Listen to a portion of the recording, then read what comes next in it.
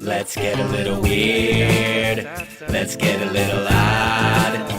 Those sounds you like to hear. We got it going on. It's the Oddcast.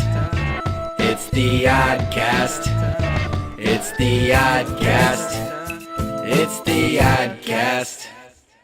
Hey, what's up, folks? Welcome back to the ODDCAST podcast, where we talk to people who are turning their passion into their profession and subsequently their passion into paychecks. We have a very special guest today coming to us by way of Arizona, but really Mr. International. We have Matt Balogh of Nomadic Baseball. Matt, how are you doing today? Hey, Big Mike, thanks for having me. Pleasure to finally be here. I know we talked about this for a while, so ODDCAST podcast, here we are. Let's do it. Let's do it, dude. So, I mean, it looks like an absolutely gorgeous day out in Arizona. We got the pleasure of linking up out there. Big shout out to all of our buddies. We got, Lumberjack, of course. We got Trevor at Avo. We got Ruben, of course, future of baseball. And of course, the great stuff that you guys are doing at Nomadic Baseball. So, I guess to get into it, I got to ask the dreaded open-ended deep question. The 20,000-foot level of kind of the inception or what Nomadic Baseball is, and then kind of, the beginnings of it. What inspired you to do it? What inspired you to, push this into effect? Yeah, of course. Well, I guess I'll just start off by saying, Nomadic Baseball started when we were playing overseas. So myself, Cam Russ, Joe Wittig, Carlos Rubio, a lot of staff members came together, and after our playing careers ended, we decided to get back to the game of baseball. And how do we do that? It's by inspiring the youth. It's by putting the youth on the right path.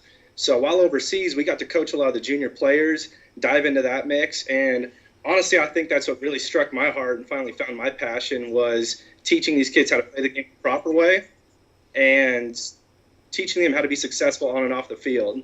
So we took all of that and created Nomadic Baseball, and we found a way to get these kids on the path to someday get to the college level here in the U.S., recruiting them, marketing them, and getting them the development they need. Yeah. So I think it's, what's a really interesting thing of what you guys do is I think I know people inside of baseball understand this, but I think people sometimes outside of baseball don't really think of international baseball. And I think it's really awesome that you guys are bringing the youth together, helping out the youth, giving the youth advice, but also like linking them up on an international level and at such a young age. And I can't say I've really heard of anything like Nomadic prior to meeting you. So it's a really awesome organization. I feel like there's so much more to it than baseball, but it surrounds itself around baseball, Of course, and so many people laughed at us when we first said, like, yeah, we're professional baseball players in Germany, and people are like, we have baseball in Germany? Same thing in Australia. It's like, well, we play cricket and Aussie football, but we never heard of baseball. And sure enough, you get to these countries, you see these cultures, and they're starting to breed baseball players now at a young age, and these organizations are growing and growing. So it's up to us as Americans to get out there and continue to influence that path and influence that culture. So it was a joy to be in these countries, a joy to work with these kids, and the goal of Nomadic Baseball is continue to do that and build our family more and more every day. Yeah.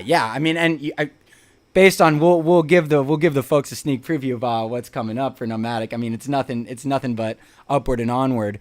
But that being said, I guess it would be interesting. So you said you played pro ball overseas. Where did you play college ball in the U.S. and high school ball in the U.S.? Yeah, so I grew up most of my life in Denver, Colorado. Went to Cherokee Trail High School, and that was the high school team there. We were pretty good. Won a state championship my sophomore year. Wow. And then went on to play junior college ball, actually, at Colby Community College in Kansas. Go Trojans. Okay. And for that, JUCO ball was amazing. Like, had a great time out there, good experience. Played with some awesome kids. Actually, we had a lot of international guys at our junior college from Spain, Canada, Amsterdam even.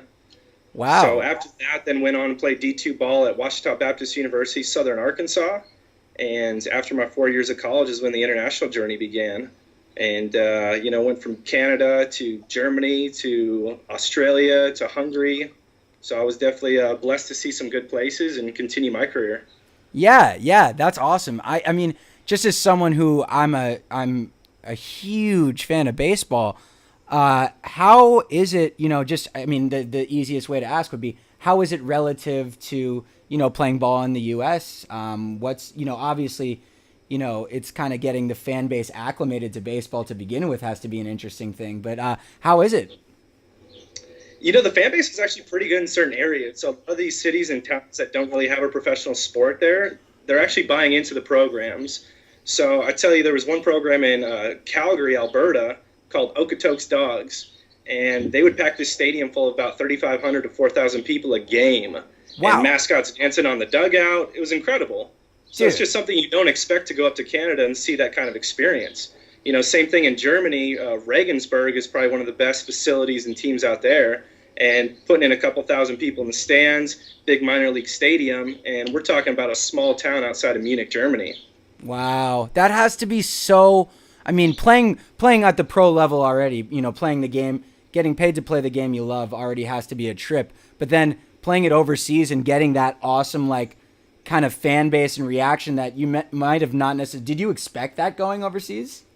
I didn't expect that at all. So I think that was just a little cherry on top of the opportunity. But, on the other end of the spectrum, there was also cities we went to where, there was 3 locals in the stands and you're playing on these cow pastures that haven't been mowed for 2 weeks. So, you definitely see both ends of it. Yeah. So, out of curiosity, what position did you play? I was a utility guy. But for the international gig, they get 2 to 3 imports usually per team. And an import is considered somebody who is not a local passport holder. Okay, so when they're paying for these imports to come out, usually they go after pitchers and catchers, your 2 main spots. So in order for me to get these contracts, I had to continue to sit behind the plate and bust my knees up as a catcher. But, it's what gets you in the lineup and gets you out there. Wow. So, man, you have those raw catcher knees. Exactly. Oh, it was worth it. I love catching. It's always been one of my favorite positions. But, utility guys, what I did in college, played a lot of outfield as well. Okay, wow. Oh, that's awesome. So, you must be nice with the stick, huh? I got that leadoff swag going, a little lefty stick, put the ball on the ground and run like hell. That's what I love. I love to hear it. It was interesting, we've talked to a bunch of, baseball, folks in the community, which is a big shout out to the baseball community, everywhere on Instagram, on YouTube, everything in real life, but someone was saying how underrated the position of catcher is. Like, you really do have kind of a control over the game that really is unrivaled by any other position in professional sports, you could argue. Of course. I mean, it's the brains of the conductor of the field. Your job is to make sure that pitcher doesn't have to think, and your job is to make sure that everybody else is directed on where to go and where the ball is being played. So I think the catcher, it is a little underrated in a sense, but every player on the field knows who's, taking a beating back there and doing a lot of the work. Oh, no doubt. And you know what I would say? That, when you were talking about that, it just interested me because being a coach now, I think the catcher mentality probably inherently plays into your knowledge of being a coach. It's like the catcher almost has to know what every player on the field needs to do if anything happens. Exactly. You see that in the MLB, too. A lot of professional catchers transition into becoming a manager down the road, and I think they just have that mentality and they see the game from that perspective, and it translates well into, running a team. I couldn't agree more. It's something I wouldn't have been able to articulate but for talking to you, which is, the great part about learning these awesome aspects. So I want to ask, because, we talked to John Madden, who does a lot of great YouTube baseball tutorials with You Go Pro Baseball. And one of the reasons he does that is because he played, youth baseball, and he didn't have access to some of the high price, coaching stuff. And I feel like, is Nomadic in a way trying to kind of provide something that as when you were going from JUCO and then to college ball, did you really know much about the international ball community, or did you kind of just have to learn that yourself? I would say I found out about this in college and started seeing guys, moving on after college to these professional opportunities overseas. So when I found out about that, I was doing my own research, and it wasn't before I came across a guy named David Burns, actually. And big shout out to David Burns, Baseball Jobs Overseas. They are doing amazing things for the baseball community. and they are lining up players now all over the world with professional contracts.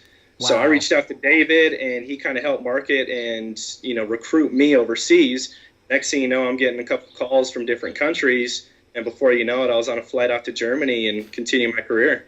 Dude, how awesome is that? I mean, that's you are the perfect example of passion to profession, because it's, I've so many times, you talk to college athletes who were, standouts in college, standouts in high school, and then, the college thing comes to an end, and I really respect the fact that you continued to chase it, and I think the rewards are also now like coming full circle still, even, till this day, because now what you're doing is, to tie it back into the fact that you only had the one person to reach out to. Now you guys are providing a whole experience for not only, kids here who want to go check out the international scene, but kids in the international scene who want to come here. So you guys are doing both push-pull, which is really, really freaking cool. Without a doubt. And I mean, I can relate to, yourself as well, where you talk about having the law degree and chasing that whole background. Out of college, everybody's telling me, Matt, you need to get a career. You need to do this, that, and that. And I went forth with financial advising. So that was the path I took as far as a career. It wasn't for me. I wasn't passionate about it. And I found myself in a place I didn't want to be. So it was a couple months later, quit that job. And that's when, I signed the contract with Germany. And Wow. I think if you continue to chase that passion, good things will happen, and you'll never work a day in your life, as they say. Yeah, can I ask you about that moment? Was there, of course there's apprehension there. There's a little bit of, you're, terrified to leave a job that has, probably a potential 401k, a potential dental plan, this, that, and the third, to go to, you say it out loud in a sentence. You have a financial advising job and you go and play baseball in Germany. You're stepping off a metaphorical ledge there one way or another. Was there anything other than just kind of, you just being like in a rut, or like just like, dude, I'm not.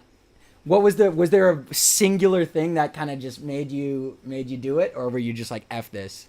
Yeah, you can't put a salary and price tag on that kind of experience going overseas and playing baseball. So to me, I'm all about traveling. I'm all about living life, enjoying life. And if I can play ball at the same time, that was, win-win on so many levels.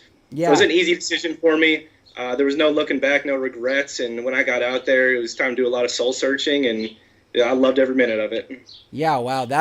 So it's awesome, because that's great that you got out there and like it validated that you made the right decision. And I think that being said, the fact that, I know I keep saying it, now that it's come full circle and that you're still invested in the international thing and passing on what you experienced to, the youth, proves the point even more.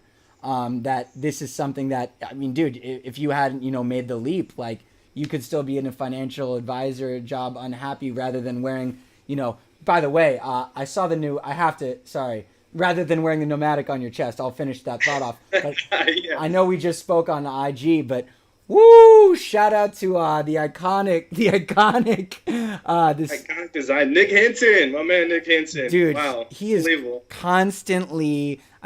Trevor told me he did some stuff for Abo as well. I saw the new jerseys, those new hoodies with the globe in the hood. Oh my goodness, those are so. I tell you what, every time I go to Nick with an idea, I have this image in my head, and I spit it out there, and he does it, and then throws on even more flair to it, and it's like, wow, the man killed it again. There's no way I'm gonna go to anyone else when I start doing some ODDCAST merch. There's not even a chance I'm gonna consult with that. I'll consult with other people, but he's gonna be the driving force, because everything I've seen from him is so cool. And it's like what you said, you can tell that the person who came to him has their unique touch, and then you can tell he just multiplies that, and he has some gnarly vision that he takes from what you tell him. So really special talent. Exactly. We finally figured out I've been trying to design like a shirt or a piece of apparel that we can kind of spread around the world, something special that baseball players can buy into. So the new jerseys we just released, going to have the country flag that you can customize on the chest, name and number on the back. Wow. So I'm excited to see how many countries we can get Nomadic jerseys in and see these baseball players repping it all over the world. That's going to be really special. That's a really brilliant idea to have the customizable jersey labels. I mean, that's almost like, you see musicians, they have the Spotify numbers and it's like listens in different countries. That's a really cool metric to kind of see. I mean, for me, I go on I have the analytics for my Squarespace website, and I'll check like who's logging on to theoddcast.live in different countries, and it is beyond cool to see. I mean, I love the U.S. viewers, of course. Shout out to everyone. But, you see people in Ireland, in the Philippines, in Thailand, in Australia. And then you get a little extra buzz just because it's like relating across cultures, across borders, across time zones. Without a doubt. And from the baseball aspect, I want people to realize, like, holy cow, they're playing baseball in Egypt. They're playing baseball in Kuwait, which, by the way, we just did, our tournament in the Middle East. Who'd have ever thought baseball was in the Middle East? Unbelievable. Perfect transition. Shout out to the big, what was the official? Was it the Nomadic kind of tournament in Dubai or? No, so this was the Dubai Invitational, and Dubai Little League has an amazing organization, and I got linked up with them through a buddy, John Faketa, who his son actually is Hungarian. The whole family's Hungarian. And I was recently coaching the national team out in Budapest, and he wanted his son to come play for us.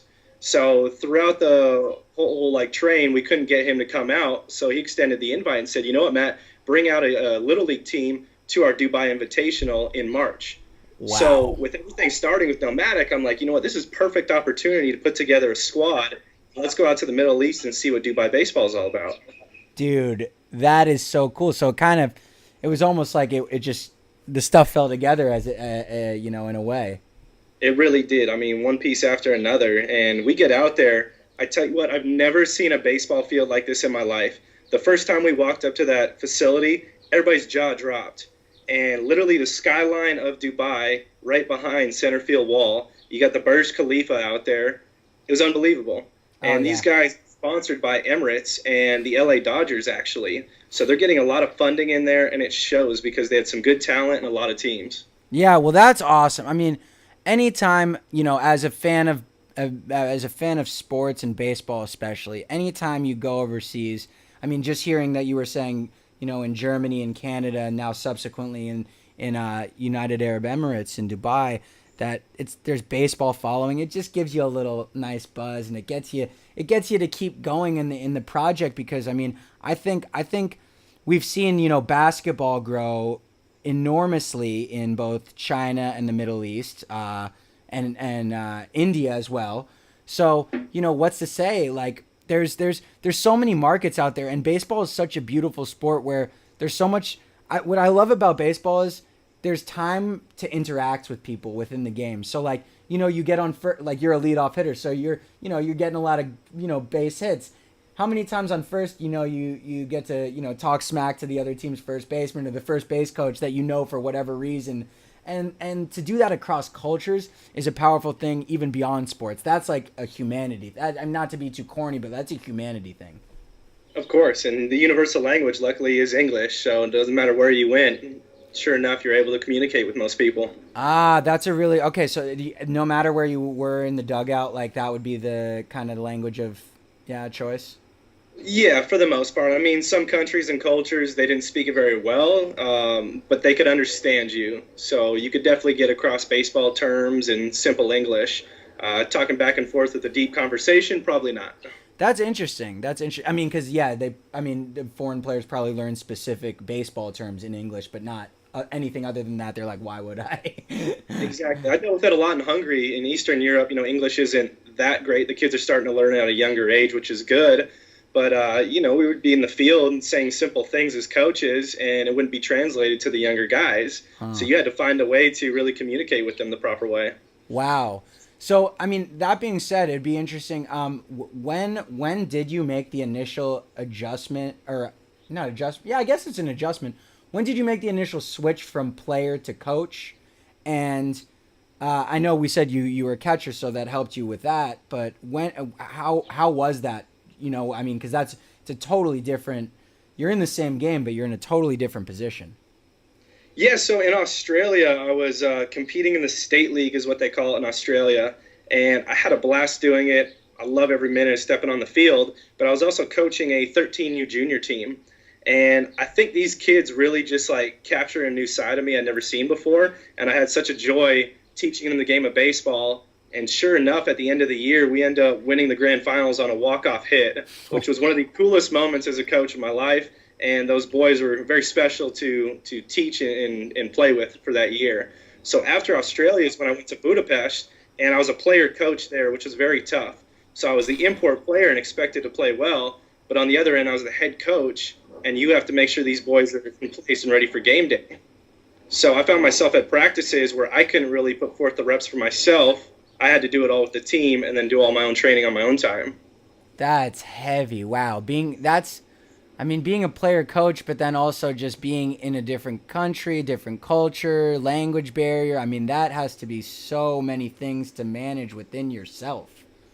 It is. It's a very big growing experience in your life. Sometimes, it was a little heavy to handle, but I think at the end of the day, it just makes you stronger and better at what you're doing. Yeah, well, I would say, in a certain sense, you are kind of wearing a lot of hats with Nomadic Baseball. So would you say, doing that kind of stuff, like, you're putting yourself in what most would define as an uncomfortable position, but you're putting yourself in there in order to grow and learn, and now look at the payoff. Exactly. Nomadic, we're juggling a lot of things right now and just trying to decide, what's going to be our best route to move forward, especially in the first year. But right now, we're just dealing with a couple small projects, taking these all-star teams from kids, selected from all around the world, and providing them with a top-notch baseball experience, getting them the exposure, the experience, the development, and at the same time, putting them in a baseball abroad situation where they can see new cultures, travel, meet new people, and I think that's going to go a long ways off the field for these kids. Yeah. Well, it must have been it must be so wild to see kids at, 12 players, 5 countries. It must be wild to see, like, kids of that age from all over get to have that experience. And like, as someone, I grew up overseas actually just because my parents were in the foreign service. And, I think that a lot of I got lucky enough to have experienced that, and I'm lucky enough because of that. I've been able to be open-minded and kind of gotten to meet people from all over the world. And again, to get that at a young age is pretty valuable, and you can't really put a monetary price on that. It's more so like without you guys making the effort, it really doesn't happen. So, that's the baseball community is definitely appreciative, I feel like, and it's gonna transition into some of these kids are gonna, ball out in college over here or in their respective countries and, make it to professional overseas, make it to professional in the MLB. So, it's awesome. It is, definitely. And, funny story about all that, just, the different cultures coming together. In Dubai, we get out there, like you said, 12 kids, 5 different countries. As coaches even, we were nervous. We didn't know what to expect. How is this all going to come together? So I'll never forget, we show up to the field the first day, and you could see how nervous everybody was. Quiet, shy, nobody was really talking. And we get onto the field, and as coaches, we're like, okay, what's the game plan? What do we do here? And all we could think of was, let's whip out an American football, and we're about to do a skins versus shirts 2-hand touch game. And so we tell the boys, we get in a huddle, and we're like, all right, you 6 here, you 6 here, take your shirts off. You guys are skins. Let's do it. And these kids, from other countries have never even thrown an American football in their life, let alone seen one. So you can see everybody's kind of smiling like, oh, my God, what did we get ourselves into? And we ended up playing a little 2-hand touch for warm-ups and definitely lightened the mood and broke the ice from then on. Wow, that's so smart. That's so smart. I like how you guys kind of didn't really pre-plan it too. You almost just like got there and like, okay, what the heck are we gonna do? Boom, okay, there. And then I saw the clip of that too. That was a great, like, I saw like how much fun everyone was having. I didn't realize that was like the first meeting, but that was it. That was the first time we stepped on the field, and I think that's the biggest thing we talked about as coaches is you can sit here and do drill after drill and try to iron out as much skill as you can, but to be honest, we recruited all these kids because they have skill, because they have potential. So the toughest thing as a junior athlete, I think, is just learning how to play the game the proper way. So that's what we did is we took this group together. We taught them how to play hard, play aggressive, and the biggest thing is have fun. When you have fun and you build that chemistry together, good things are going to happen on the field. Yeah. And that's what we accomplished in 1 week, and it was a joy to see. Yeah. I mean, I think it's pretty incredible to think. I mean, was that the first like big time nomadic like thing? That was it. That was the first nomadic event, first nomadic anything. You wouldn't have thought. I mean, I'm not saying this to toot your horn. I mean, because you're on the podcast, but I really wouldn't have thought that for 2 seconds. And you know, I mean, we were talking about this prior to the interview. You know, I think being reasonable with expectations and also like, you know, keeping stuff at a reasonable pace allows you to be more genuine and more like accomplish what you accomplished. I mean, you know, I'm sure those kids, you know, regardless of whether they're going to come to a nomadic event in the future or they're coming to the next event, big shout out to the one upcoming in Colorado that we'll talk about more. But, you know, they're part of a family now, and I could genuinely like feel that just even from seeing the footage of you guys out there, you know? Yeah, it was definitely special, and even for the parents too, and we encouraged it. You know, families were like, are we allowed to come on this trip with you guys? What's the situation? And we told them, like, when it comes to baseball, I want you guys to be fans. I want you to sit in the bleachers and let us work as coaches. But the moment we're outside of baseball, it's one big family. It's everybody interacting and having the greatest experience possible. Yeah, there's something about baseball that it's just, I don't know what it is, where the camaraderie is on a whole nother level. And I'm not saying this to knock other sports really at all. No disrespect. I've seen camaraderie in other sports, you know, but it's more so kind of like, oh, Tom Brady buys plasma screen TVs for his offensive line. Baseball, you hear about guys like hanging out all the time off the field. Like there's always like, you know, groups of buddies on a team, you know, and I don't know, is there something about baseball that lends itself to that camaraderie particularly? I think it's just a lot of butt grabbing. No, I'm just kidding. No, baseball players, man, we're another breed in itself. I just think it's a brotherhood, it's a fraternity, and good coaches do a good job of tying that family together as close as possible.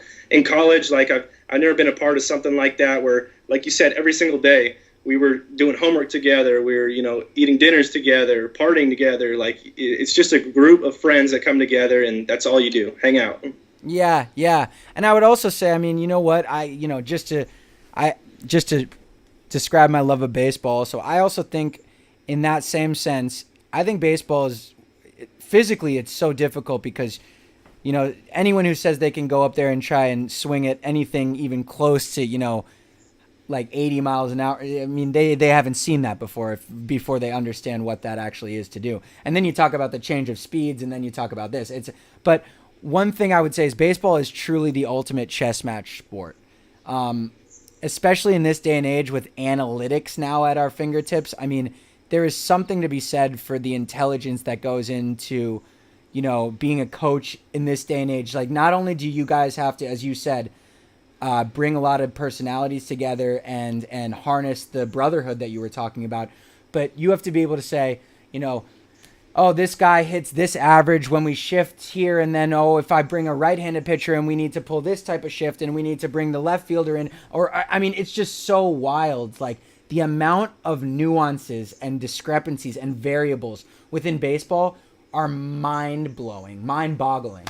I mean, I'm glad you said that. Chess match is definitely the best way to put it, and we have this discussion with so many people that are like, I can't stand baseball, it's a boring sport. I can't watch it, it's slow, there's nothing going on.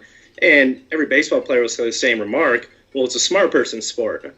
You don't understand because, you know, you're not realizing what's going on in the field at all times. Yep. There's always, you know, 10 people thinking 2 steps ahead, and then you got the coaches in the dugout that are trying to pick this guy's signs and trying to relay that and relay this. And it's a beautiful game to watch, and it's a beautiful game to understand. And I myself, you know, I'm about 25 years now into my career playing and coaching, and I learn something new every single day. Wow. Every single day. I've never seen a game that does that to you. Wow. And would you say, just to play off that, learn something new every day, would you say that like ranges from something as simple as like a new way for a pitcher to cover first, or but it's also could be something like emotional or spiritual or like within yourself, like oh man, like, you know, I mean, it's something just beyond the sport of it. You can learn something like that new every day within it too, because it's so complicated and there's so many cultures and people being brought together. Yeah, and I think baseball alone, it's the mentality that I enjoy so much of. And, you know, talking to professional athletes, guys who have had success in this game, it's diving into their brain and seeing what their mental approach was. It's a game where you have to be confident, a little bit cocky, and every single day you have to carry yourself like in a big way when you step on that field. Those are the guys that do it the best.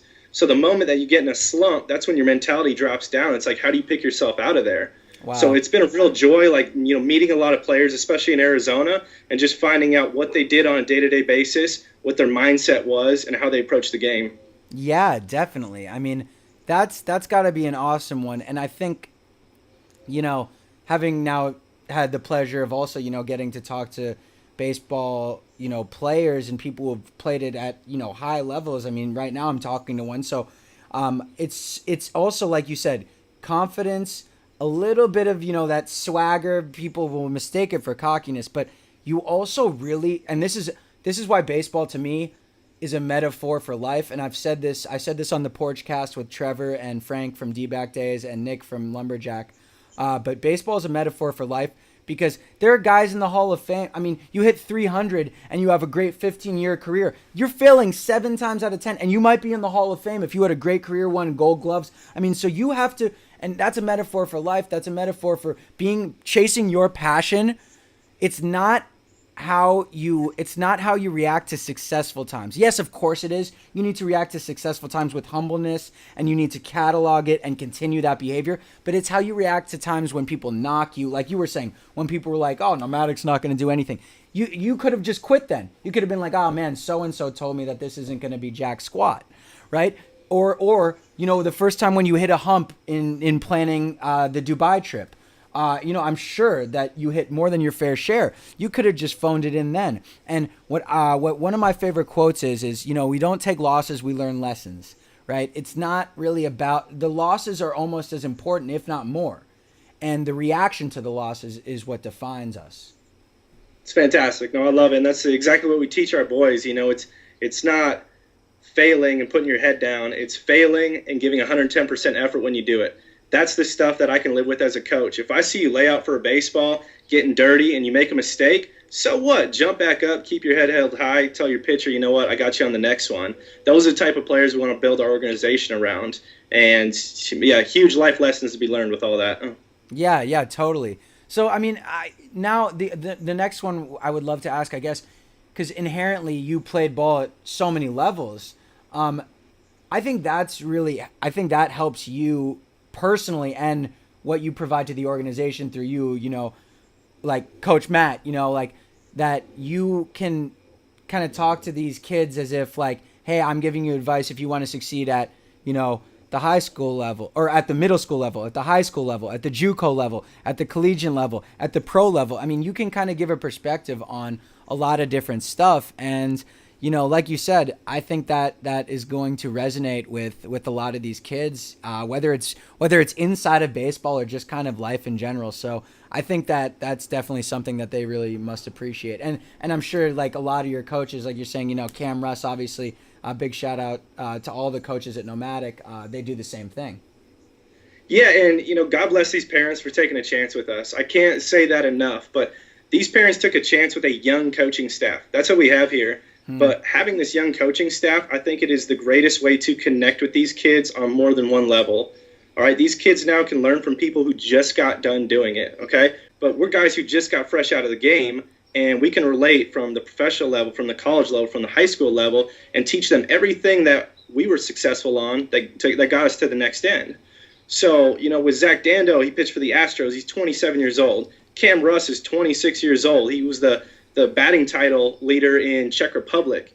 I'm 27 years old. So it's young guys, young staff, and I think these kids can really relate to us. They can bond with us off the field, have a good time, and they can learn a lot of good things. Yeah. And you know what? I mean, I remember us talking in the build up to Dubai. I just loved how you had like this vision of it just, we keep saying beyond baseball, but like you had I remember when we met in Arizona, you had just gotten in the background for the interviews, the Nomadic, big shout out to your girlfriend who went out there and did, like the media coverage and the interviews, which was like, dude, even at my age, man, I'm 27 as well, But like even at my age, I would dig just being out there, balling out and then like getting coverage, like, behind the symbol of the team that I played for. That's gotta be, if that doesn't endear you to the game of baseball, then I don't know what will. Yeah, no, God bless her too. I mean, Haley was incredible, and it's just another person that is diving into this program and organization head first, and she's taking advantage of every opportunity to help these kids and help build this thing. And it was really neat to see the interviews after the game. These kids felt like big leaguers. Here they are out in Dubai.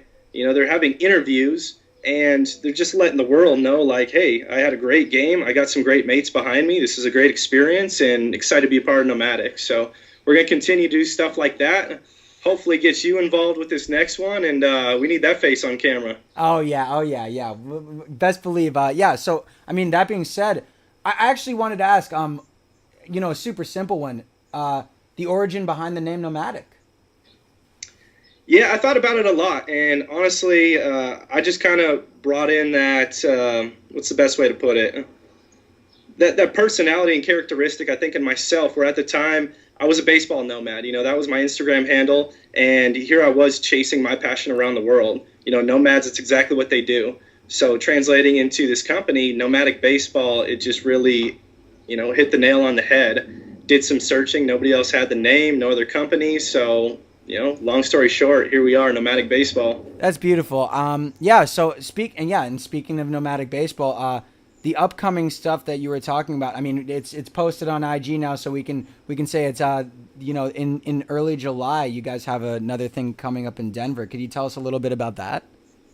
Yeah, so going back to my home roots, which is pretty exciting, Denver, Colorado is where I grew up, and they have a big event there hosted by my old high school coach, Alan Dyer, fantastic guy. And this event is going to be actually 40 teams are entered in the 16U division alone. Wow. 40 teams. So this is huge. This is massive. And this is our first event on American soil. So we decided to do 16U based on the players that we wanted to continue working with and mold at that young age. And we have, I want to say, 3 returning from Dubai. Jake Ferguson from Australia, Jaden McCauley from Canada, and Loon Tamara also from Australia. Mm-hmm. So those 3 will be joining us, and then we got some new faces coming in. A lot of Canadians. We have 1 American from Pennsylvania, and then, believe it or not, we actually signed a pitcher from Kuwait that we faced out in the Dubai tournament. I was seeing that. That was like an early signing, correct? So he was a player that approached us directly after the game. He threw game 1 against us, shut us out, was probably hitting like 81, 82 off the mound, and it hits a dinger off of us to win the game. So after that, we're a little humble as Nomadic. We're like, wow, these boys can play out here. And sure enough, after the game, him and his father came and approached us and said, you know what, we love everything you guys are doing here. We love the energy, the passion you guys play with. How can we be a part of this? So sure enough, I'm like, give me your name, give me your number, email. I'll coordinate with you guys the moment we have an event planned. Wow, dude, that has to be worth more than any paycheck. That's what it's all about right there.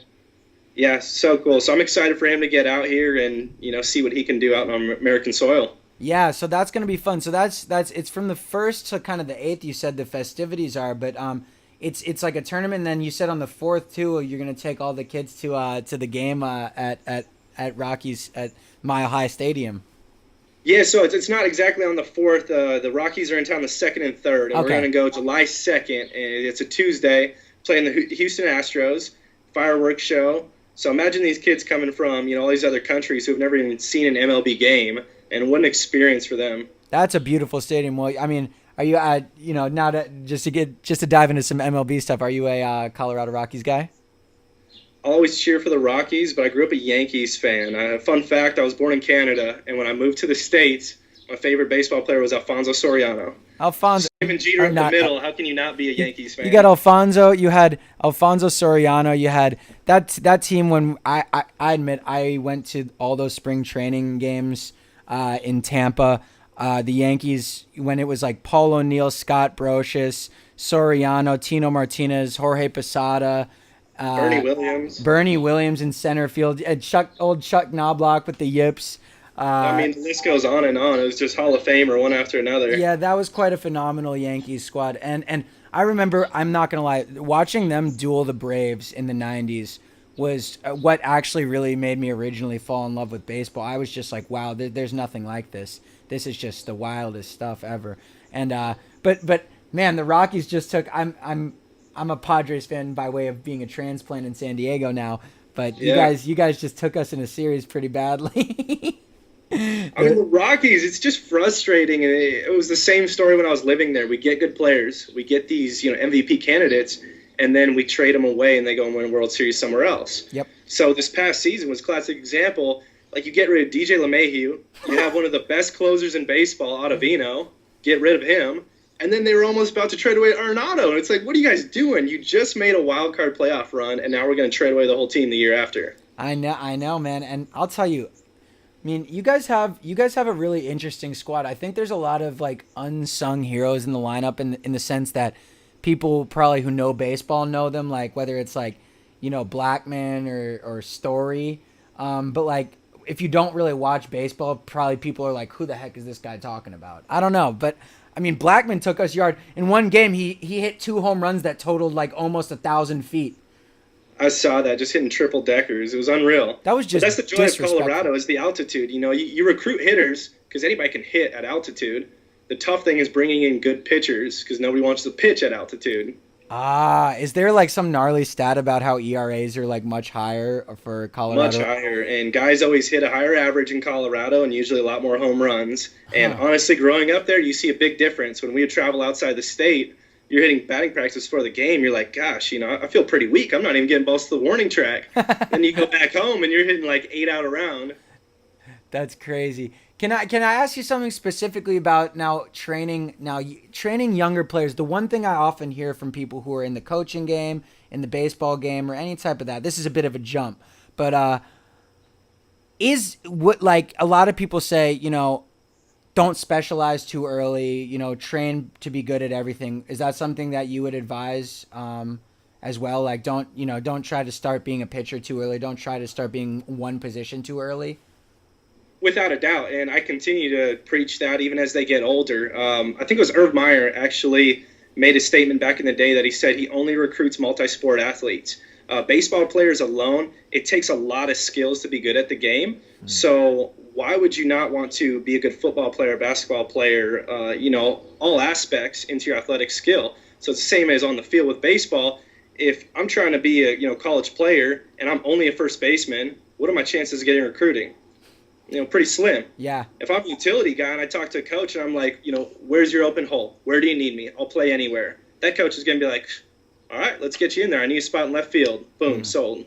Wow. So yeah, even if a kid is on some like gnarly trajectory as a pitcher, you would still like advise them to. That's really interesting. I totally agree with that without knowing too much, but it's good to know that specifically an actual coach says that to me. So for sure. In Dubai, I told the parents that I said I want your kids to play at least 3 different positions in Dubai. We're going to rotate them around, make them a little uncomfortable at times, but I want them to be well-rounded athletes and learn all ends of the game. Wow. That's awesome. And so the Colorado one is coming up, and then I know we don't want to give away too much, but you guys have some other international stuff in the works too.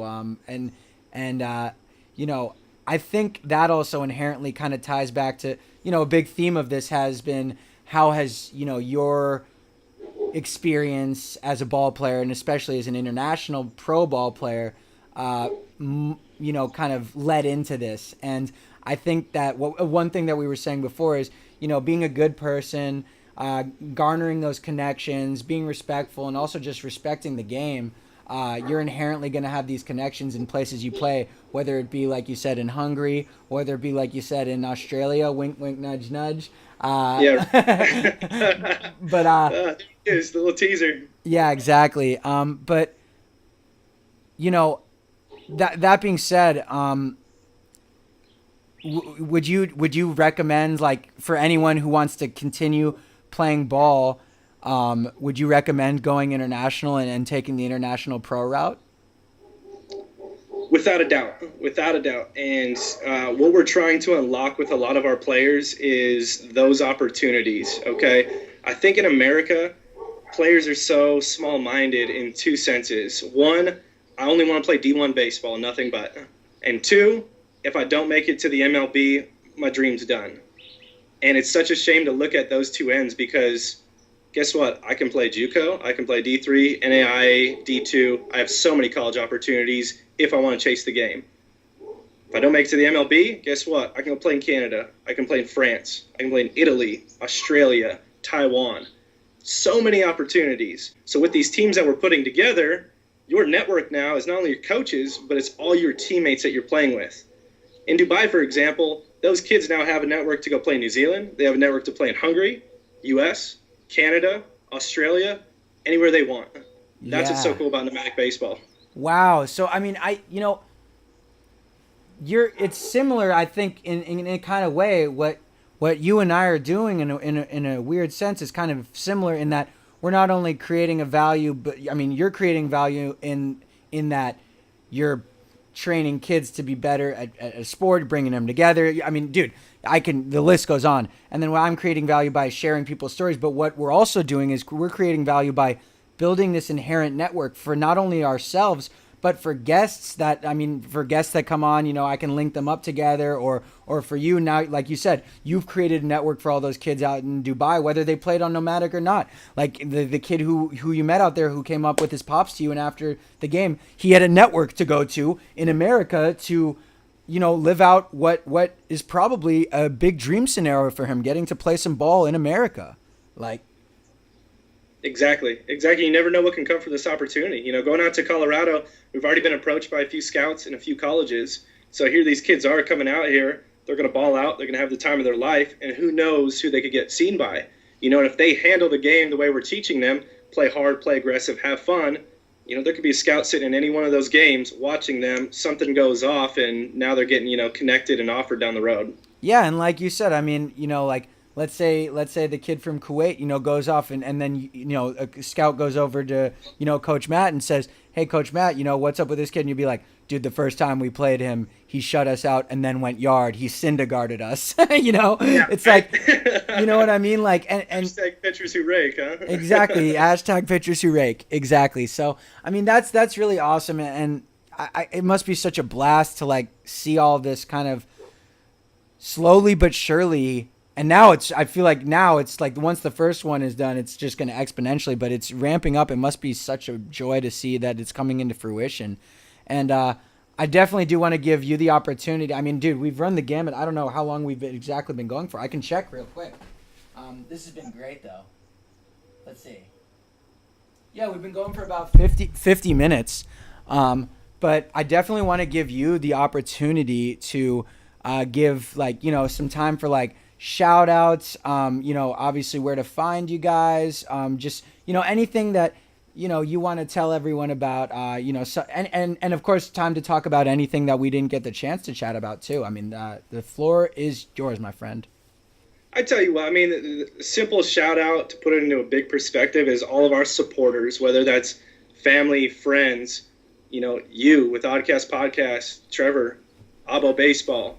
I mean, the list goes on and on and on and on. Nick Hinson doing our designs recently, which, by the way, brand new store, brand new look. Check it out on the website. But the supporters are the ones that keep us driving. They keep us, moving forward. And I think without those people, there wouldn't be Nomadic Baseball. There wouldn't be an organization. So it's all those ones on the side that have believed in us from the get-go. They've stuck with us, and they're continuing to make this experience what it is now. So that's the huge shout-out. Love these people to death, the Nomadic family, all in all. Yeah, and you know what? Frankly, as it's an honor to be even a small part of it, and I really it's the reason that I think people are down to ride with Nomadic, just to put it simply, is because what you guys are doing, it's so genuine, it's like, honestly, as someone who didn't realize there was a need for it, and now realizing there is, you guys are fitting such an important need that really I don't think was being addressed. Now, I don't mean to knock. There's a great international community within baseball, but what you guys are doing is kind of going beyond that and almost bridging the gap between all these different international communities and the U.S. and doing it in such a genuine way that it's an honor to be on part of the Nomadic family, frankly. Definitely. And, just tying back to the U.S. thing, I think that's one thing we're not really struggling with right now, but I want American players to understand this is it's all about how many tournaments I can ship my son to every weekend, how many rings we can win, and how many perfect game showcases we can get him seen at. And it's like, is your son enjoying that? What is he chasing? Is that the only way to get exposure? So with Nomadic Baseball and Americans, what we want to unlock is that experience outside of baseball that they'll never forget. I dare an American to come on our program, come to Italy with us on a trip, come to Australia with us on a trip, and I promise you it will never compete to a perfect game showcase. I promise you'll never compete to winning a USSSA championship. It's that type of experience that we're trying to help with these kids. Yeah. I mean, as someone who doesn't fully understand that's been kind of, I've seen that now getting into the baseball community. Perfect game's great. I mean, they've been doing it for such a long time, but it's for a certain type of player, and it's for a certain type of age, I would say. And interesting. For kids who they want a lot more out of it, they want the travel, they want the networking overseas, they want good coaching. There's so many more opportunities out there, and I feel like the more we chase playing 150 games in a year here in the U.S., you're missing out on all those opportunities. I couldn't agree more. I mean, even just to provide the alternative is beautiful. But like you said, shout out to any American youth baseball players listening to this right now. Go and check out what Nomadic is doing. And, like Matt said, I would say the same having grown up overseas. I dare you to go and experience baseball over in Italy, over in Australia, over in Hungary, over in Dubai, and really not fall in love with the idea of just like the world's community behind baseball beyond just America. Because I mean, baseball is such an awesome thing. Really, you just need this, and I mean, and yeah. you and a friend. I mean, you could just have this and throw it against a wall and really I even just going like this, I'm enjoying this. I mean, and it's beautiful what you guys are doing, and I respect the heck out of it. So the last one that we always ask people, and it's the theme of the program, is any advice out there for anyone who wants to step off that metaphorical ledge and turn their passion into a paycheck? Just do it. That's my only advice. You get stuck into these corners where you just keep talking about your dreams. You talk about what you want to do with your life and what you should be doing with your life. Just do it. Simply stop whatever's making you unhappy, jump off that ledge, and I promise you'll never regret it. Yep. And like you said earlier in the program, pursue something that you love and that you're passionate about, because then you never work another day in your life. I mean, these what we discussed with the Nomadic family, it's just be nice, be respectful, work hard, play hard, have fun, and treat everyone with respect, because then you get to build an awesome little family. And as we say here on the podcast, on the ODDCAST, synergy is winergy. Exactly. I love it. Yeah. So, gosh, Matt, I want to thank you so much for taking the time to, drop by on the podcast. And I can't wait to do more collaborative work in the future. It's really, what you guys are doing is really beyond special, and it's bigger than baseball, but it makes baseball bigger at the same time. So it's really quite a beautiful thing, as I said. And, big shout out to the entire Nomadic family. Big shout out to all the players, coaches, and what you guys do. And obviously big shout out to Haley doing the whole media stuff. So that being said, they can find you guys at nomadicbaseball.com. Nomadicbaseball.com. Everything's on there, all the info. Exactly. And then you can, as always, guys, you can find us at theoddcast.live, Live. We're on iTunes, we're on Spotify, we're on YouTube, we're on Stitcher, we're on Google Play. We're running the gamut of accessibility. We're on all major platforms. And if you want some good American Wagyu beef jerky, you type in theoddcast25 on shopcstar.com to get you some Wagyu jerky for 25% off. And Matt Balogh from Nomadic Baseball, you want to give us a quick 1-2 sign out? Yeah, Mike, again, pleasure being here. Thanks for having me. Had an absolute blast. I definitely know I'm about to get some beef jerky in my life, so thanks again, man. It was awesome being here. Awesome, and thank you guys so much for tuning in to another episode of the ODDCAST podcast, where we talk about people who are turning their passion into profession and subsequently their passion into paychecks. Love, peace, and chicken grease.